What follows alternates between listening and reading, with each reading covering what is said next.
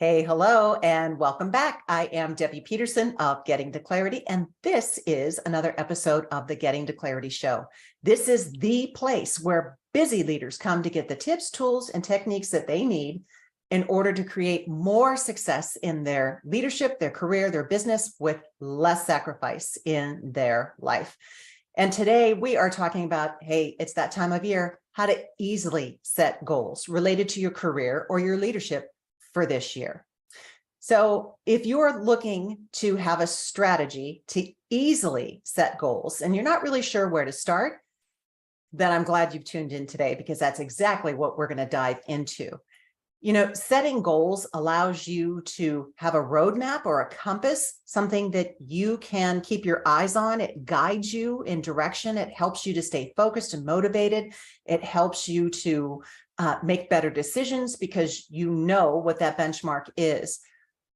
It gives you direction and it gives you purpose because you're the one creating the goals. Okay. So how can you easily set goals for this year? I'm glad you asked, because I've got 6 steps that'll guide you in this process to help you get clarity on what may be out there for you this year. So step number 1 is I want you to reflect on your past work assignments, your past roles, your past jobs.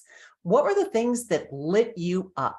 Okay. What were the things that just made your little toes tap? You were good at it. You enjoyed it. It was easy for you. Capture those. Okay. Because there's motivation in those seeds. Conversely, what was a heavy lift? What were the things that you didn't enjoy? So make a list around that. And once you've done that for your past work assignments, then look at your current role. Same thing. What lights you up? What is easy? What is effortless? What is a grind? On the opposite side, what is a heavy lift? So just mapping that out, because it's a breadcrumb to follow. We're putting switch metaphors here. We're putting a puzzle together of what makes you happy and fulfilled at work. Okay, so we want your goals to be happy and fulfilling, or at least provide you that. Number 2, consider your values. Consider your career values. So when it comes to your work that you do, how do you want to experience it? It's not the role that you play in the organization. It's not the tasks that you complete, but it is how you want to experience performing that role. Some of my clients would say, I want to be motivated. I want to have purpose in my work. I want to have passion about what I do. I want to have opportunities to learn and to grow. I want to be challenged. I want to be fairly compensated. It could be anything like that. So consider what your career values are. You can Google career values. It'll give you a whole sheet of values that you can consider if you are having a tough time getting going to figure out what your career values are, or at least what your most important ones are. And when you look at these sheets, you're not putting everything on your list, just the things that most strongly resonate with you. So number 2 is consider your values. Number 3 is, what is your overall career aim? What are you trying to accomplish? When you look down the road, 3 years, 5 years, 10 years, kind of what is it that you're moving towards? Where do you want to be in your career? How do you want to feel? Where are you trying to go? So consider what that overall aim is for your career, because again, then you know what goals to set underneath it to lead you in that direction. And number 4 on the list is to brainstorm as many things as possible that will lead you in that direction of whatever that overall aim is. Consider things that you know you want to do. Maybe it is things that you're curious about, that you'd like to dig into a little deeper. Maybe it's people that you admire for what they do. Keep track of all of that and create a list, quantity over quality, just as many as you can think of, because what that does is it jumpstarts your brain and gets you forward thinking about what could be in your career that will lead you to that overall aim. Okay, so that's number 4. Number 5 is, once you have that list, prioritize it. Because if you've got a big list of things to pursue, then that's just going to bring you a lot of stress. It's going to put you into overwhelm, and we don't want that. So I want you to prioritize that list. And here's how I would like you to do it. Create 3 columns on a piece of paper. And at the top of one column, put A, top of the second column, put B, top of the third column, put C. And this is how it works.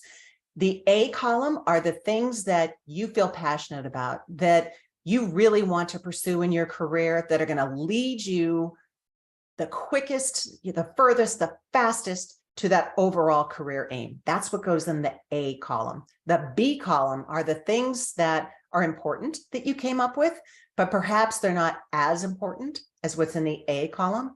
And then the C column are the things that you thought of and you thought, well, isn't that interesting, but it's not something I want to pursue right now.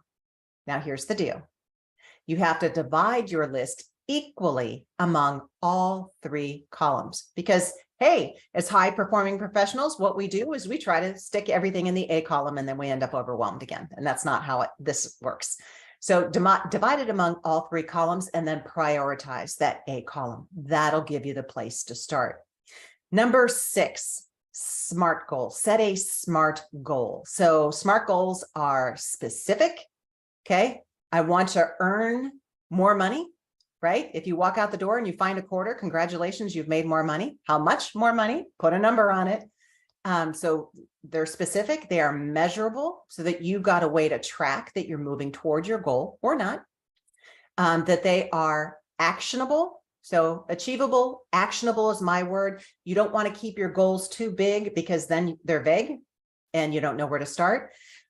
Realistic for you with a stretch, and T is time bound. So those are SMART goals. Again, you can find exercises if you Google them online that'll help you set up that goal. The reason I like the SMART goals is because it gets all that great information that's in your head out of your head and onto a piece of paper where you can do something about it.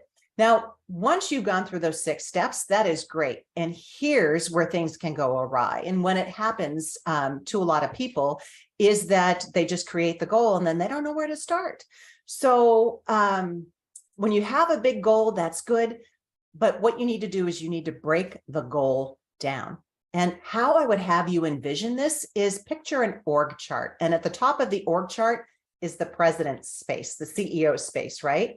And then down one level are the SVPs. And then down under the SVPs are the directors or the managers. That is the same process you want to go through with your goal. You want to put the goal that you're working on in that CEO, that president spot, and then you want to start breaking it down. So for instance, if you're looking to get a promotion, and you've got to update your skill set, maybe you're going to take a leadership development training, then it is the specific promotion that is in the SVP spot, or sorry, the president CEO spot. And then what are the categories that lead you toward that promotion? Updating skill sets. Okay. And then under that category, you're listing out all of the skill sets that you need to update. Leadership training. And then under that, you're listing out what has to happen in order for you to get that leadership training. Maybe there's some networking in there. You need to create some visibility within the organization so they know who you are. And there are activities that go underneath that. So to break down the goal into small pieces will give you a roadmap, an action plan. You'll know what to do and you won't have to think about it or remember keeping it all in your head and waking up in the middle of the night. You don't want to do that anyway. Next is to consider, once you break your goal down, who are the people that can help you? So maybe it's family members that give you some sort of support. Maybe it's colleagues who can help you with a skill set. Maybe it's mentors that can help map out some things. Maybe it's sponsors who can make some introductions. So think of the people that can help you get what you want once you know what it is that you're focused on. And first and foremost, be easy with yourself. Start where you're at, have fun with the process, enjoy the ride.